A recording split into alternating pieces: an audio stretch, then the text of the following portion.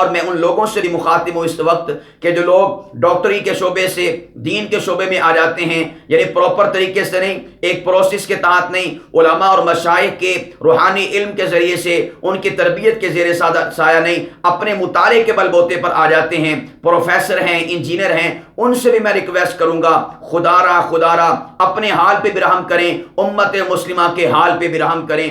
امت مسلمہ کو آپ نے کن کن فتنوں کا شکار کرنا ہے؟ آپ کی یہ فیلڈ نہیں ہے، آپ ڈاکٹر ہیں، ڈاکٹری جا کر کریں، درس قرآن دینے کا کیا تک بنتا ہے؟ آپ انجینئر ہیں، جا کے آپ اپنا انجینئر کے شعبے کو سنبھالیں، نہ یہ کہ آپ درس حدیث اور درس قرآن دینا شروع کر دیں۔ آپ پروفیسر ہیں، آپ اپنا کام جا کر کیجئے، یہ شعبہ کسی اور کا ہے، یہ شعبہ علماء کا ہے، مشائخ کا ہے، اللہ والوں کا ہے، مفتیان عظام کا ہے، یہ آپ کا شعبہ نہیں ہے۔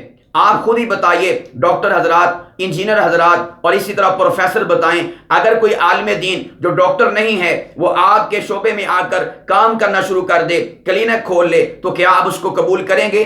ہرگز قبول نہیں کریں گے۔ قانون بھی حرکت میں آئے گا اور آپ بھی حرکت میں آ جائیں گے۔ اگر کوئی انجینئر جو ہے کیا وہ بات پسند کرے گا؟ کوئی عالم دین کے جو انجینئر نہیں ہے وہ آپ کے شعبے میں آ کے رائے زنی کرنا شروع کر دے اور باتیں کرنا شروع کر دے اور معلومات فراہم کرنا شروع کر دے، تو آپ قبول کریں گے؟ ہرگز قبول نہیں کریں گے۔ تو خدا را یہ ظلم جو ہے پھر آپ دین کے ساتھ کیوں کرتے ہیں؟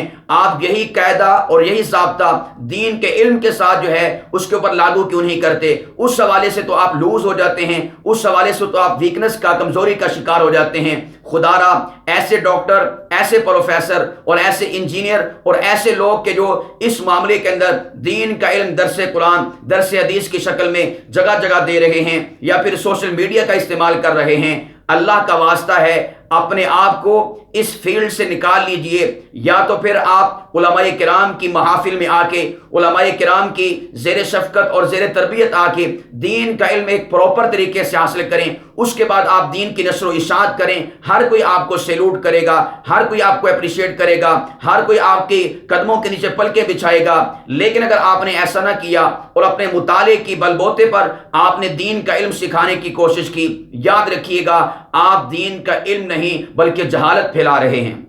یہ دین کا علم نہیں ہوگا بلکہ جہالت ہوگی جس کو آپ پھیلا رہے ہیں، اور کل قیامت کے دن آپ کو جو ہے اس کا خداوند قدوس کو جواب دینا ہوگا۔ اور وہاں پر آپ نے کیا جواب دینا ہے؟ آج ہی اپنے راستے کا، اپنی منزل کا تعین کر لیجئے کہ آپ نے خداوند قدوس کو جواب دینا ہے یا پھر آپ کی فیلڈ ہے نہیں، آپ اس فیلڈ کو چھوڑ دیں تاکہ قیامت کی رسوائی اور قیامت کی ذلت جو ہے آپ کا مقدر نہ بن سکے۔